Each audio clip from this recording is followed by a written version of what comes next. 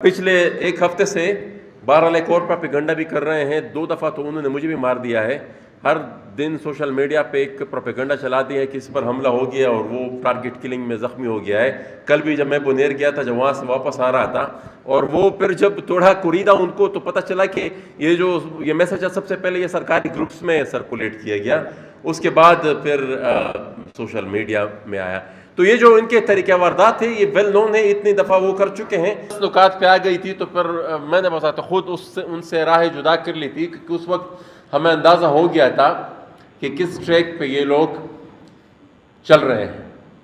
اس میں کوئی دو رائے نہیں ہے کہ یہ جو مین اسٹریم پولیٹیکل پارٹیز ہیں جو فیڈرل گورنمنٹ بنا سکتی ہیں، وہ جب اپوزیشن میں ہوں گی تو وہ رونا روئے گی کہ بھئی یہ فراڈ الیکشن ہوا ہے، فارم 47 کا الیکشن ہوا ہے.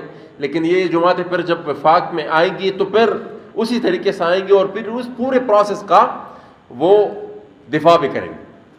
تو ان سے تو یہ توقع رکھنا کہ ہمارے جو یہاں پر پیریفریز ہے یا جو محکوم قومیت ہے اس ملک کی، ان کے مسائل وہ حل کر پائیں گے، تو میرے خیال میں یہ تو اپنے ذہنوں سے ہم نے یہ بات نکال لینی چاہیے.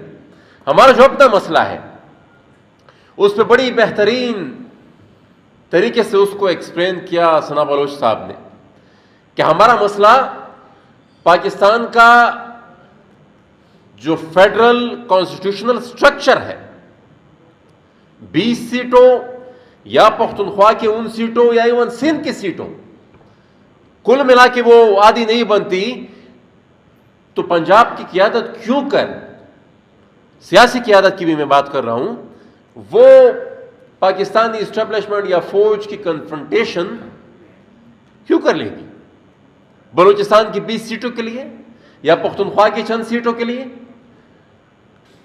جو بندوبست ان کا ادروائز دوسرے طریقوں سے ہو سکتا ہے. تو سب سے بنیادی مسئلہ ہمارا یہ پاکستان کا وفاقی آئینی ڈھانچہ ہے، جو کہ میرے خیال میں سن 73 میں بھی پورا نہیں تھا، اور اب تو اس کے بعد پھر 18ویں ترمیم ایک قدم صحیح تھا، لیکن اس سے اس کی تکمیل نہیں ہوئی. تو اس کے بغیر میرے خیال میں یہ جو بلوچ اور پشتون کا مسئلہ ہے اس اسٹیٹ میں، ریاست پاکستان میں، وہ حل نہیں ہوگا. آبادی کی بنیاد پر تو انہوں نے تقسیم کر دیا ہے، آبادی کی بنیاد پر انہوں نے ایک اکنامک ماڈل بھی بنا لیا ہے، ایک فیڈرل جو میجورٹیرین ایک سٹرکچر ہے وہ بھی دے دیا ہے، لیکن وہ اس آبادی میں بھی وہ گڑبڑ کر رہے ہیں. مجھے بھی یاد ہے ایک ہی میٹنگ ہوئی تھی، جو پچھلی سینسس ہے اس کی ایک ہی میٹنگ ہوئی تھی. مجھے نہیں معلوم کہ یہاں پر اس ہال میں موجود کتنی اور سیاسی قائدین اس میں موجود تھے، لیکن میں خود اس کا حصہ تھا اس میٹنگ کا.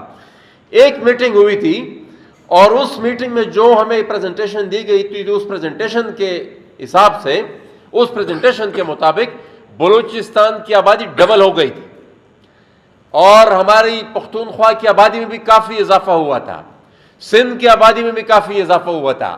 اور پھر اچانک اسمبلی کی تحلیل سے ایک دن بعد وہ جو سینسس کا رزلٹ پھر سامنے آتا ہے وہ پھر بالکل ہو بہو ایسا تھا جو اس سے پہلے سینسس کا ہوا تھا.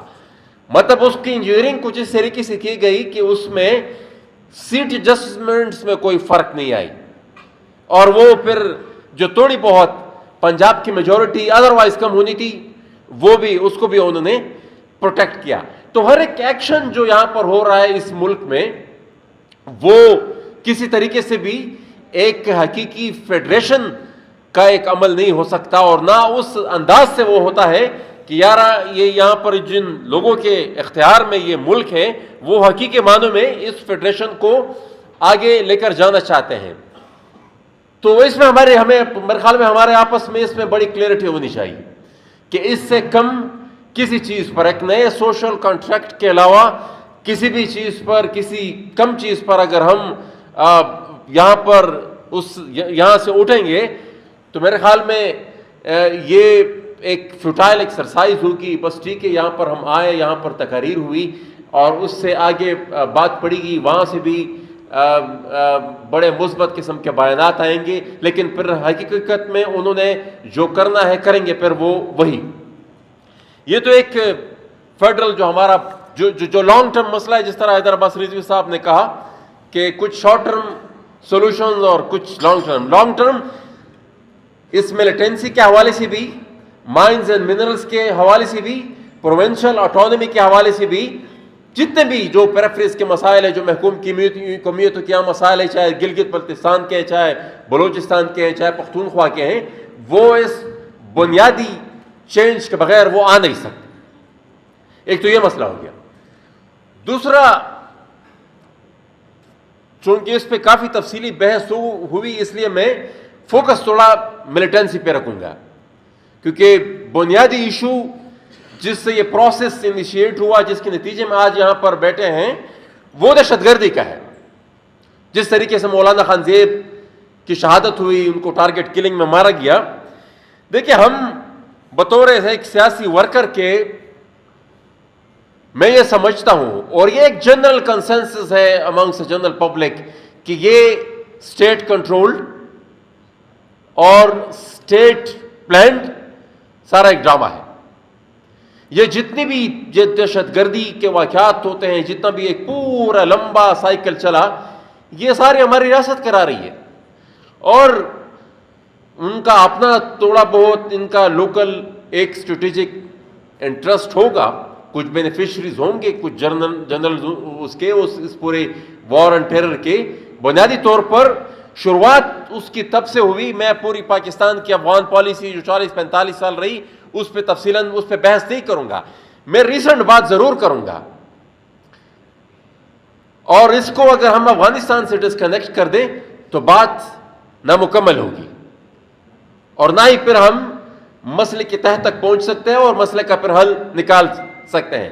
2018 کی بات ہے، یہاں پر درنا بیٹا نقیب اللہ مسعود کی شہادت کے بعد یہاں پر درنا بیٹا، اس کی نتیجے میں پی ٹی ایم بنی۔ ہماری اس وقت پاکستان کی فوجی قیادت سے بات ہوئی، انہوں نے پوچھا کہ مسئلہ کیا ہے؟ ہم نے بتایا کہ سب سے بنیادی مسئلہ آپ کی افغان پالیسی ہے، اور افغان پالیسی آپ کی یہ ہے کہ آپ یہاں پر دہشت گردوں کو پال رہے ہیں، ان دہشت گردوں کے ذریعے آپ افغانستان کو بھی ڈسٹیبلائز کر رہے ہیں، اور وہ دہشت گرد پھر یہاں پر ان کے جو شاگرد ہیں وہ یہاں پر بھی بدامنی پھیلاتے ہیں۔ تو یہ جو ایک دہشت گردی کا بزنس ہے، اس کو ختم کرنا ہوگا۔ ہمیں اس وقت پھر یہ بتایا گیا کہ یہ جو ڈیپ اسٹیٹ، یہ اسٹریٹجک ڈیپتھ، یہ چیزیں یہ ختم ہو چکی ہیں، یہ ہماری غلطیاں تھیں، ان غلطیوں سے ہم نے سبق سیکھا ہے، اور آئندہ ہم اپنی ان پالیسیز کا اصلاح کریں گے۔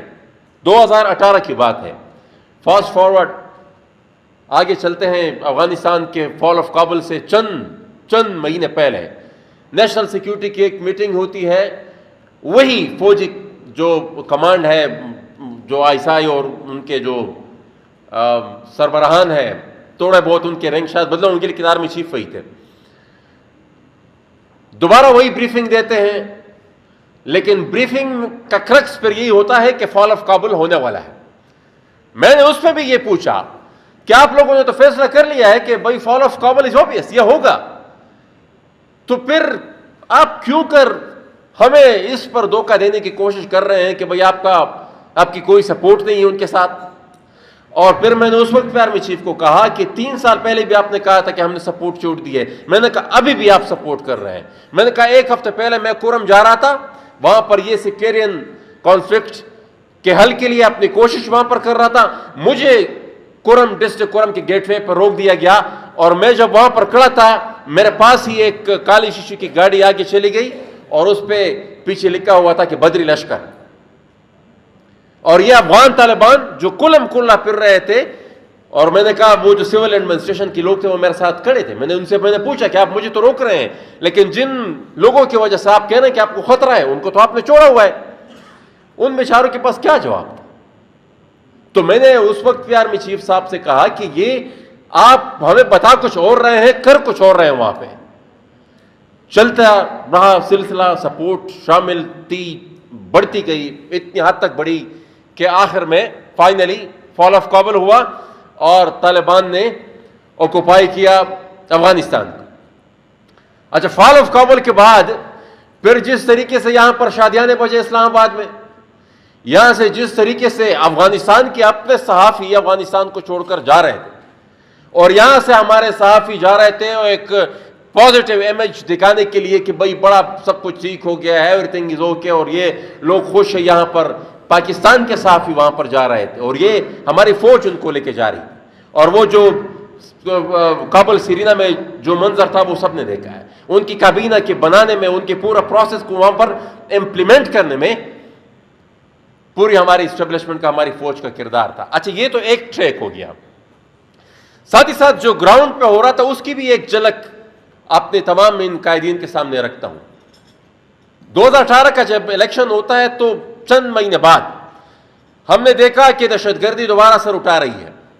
पहले दिन से लेकर आखिरी तक 5 साल मेरी पार्लियामेंट में तकारीर इसी बात पर रही कि दहशतगर्द वापस आ रहे हैं, उनकी दोबारा रिग्रुपिंग हो रही है। 5 साल। लेकिन फिर उस वक्त जिनके कंट्रोल में वो हमारे स्पीकर साहब का माइक हुआ करता था, वो मेरा माइक बंद कर देते थे। बात हम यही करते थे कि दहशतगर्दी बढ़ रही है, आप लोगों को क्यों तकलीफ है, आपको यह बात नागवार क्यों गुजरती। बहरहाल जवाब नहीं आता था। 2018 में जब वजीरिस्तान में प्रेजेंस ज्यादा बढ़ी तो उस वक्त मुझे याद है वहां पर मैंने अपने साथियों से मशवरा किया कि एक पॉलिटिकल एक्टिविटी करते हैं। एक जलसा हुआ, उस वक्त जलसा बहुत ज्यादा लोग निकले, उसके बाद काफी अरसा तक ये जो मूवमेंट थी ये थोड़ी पीछे हट गई, विजिबल नहीं थी। प्रेजेंस उनकी थी लेकिन वो बहुत ज्यादा विजिबल मूवमेंट नहीं थी। ये सिलसिला तकरीबन 3 साल तक चलता रहा और ये उस वक्त तक चलता रहा जब फॉल ऑफ काबुल हुआ। फिर जब फॉल ऑफ काबुल हुआ फिर वो इतनी शिद्दत से आए कि फिर उनका मुकाबला करना किसी सियासी कुव्वत के बस की बात नहीं थी।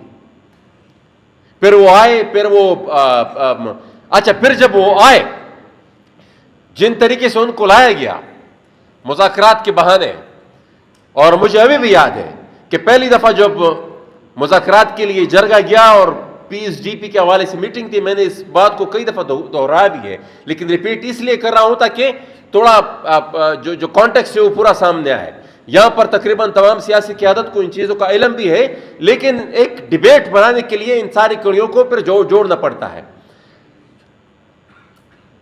प्राइम मिनिस्टर साहब से मैंने पूछा कि प्राइम मिनिस्टर साहब जरगा गया उन लोगों से मुज़ाकरात करने के लिए, तो उन्होंने कहा कि दावर साहब ये मीटिंग तो पीएसडीपी के हवाले से है। मैंने कहा पीएसडीपी में मुतालबा होगा आपसे उनको कंपनसेट करने का।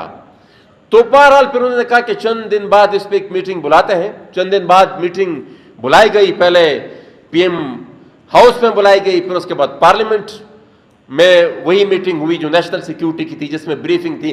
उन ब्रीफिंग्स का भी क्रक्स यही था कि मुज़ाकरात के अलावा हमारे पास कोई दूसरा रास्ता नहीं है। हमने उस वक्त भी ये चीज रिकॉर्ड पे रखी थी कि ये जो आप कर रहे हैं इस बहाने आप उनको दोबारा आबाद कर रहे हैं।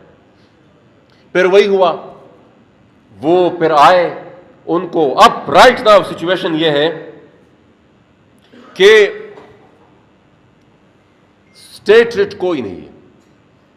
नॉर्थ, साउथ वजीरिस्तान, बाजोड़, खैबर, टांग, डीखान, लकी मरवत, बनू, इवन करक, पेशावर में भी वो पेशावर रिंग रोड पर और किला बला हिसार के सामने और पेशावर सदर में वो टिकटॉक बना रहे हैं।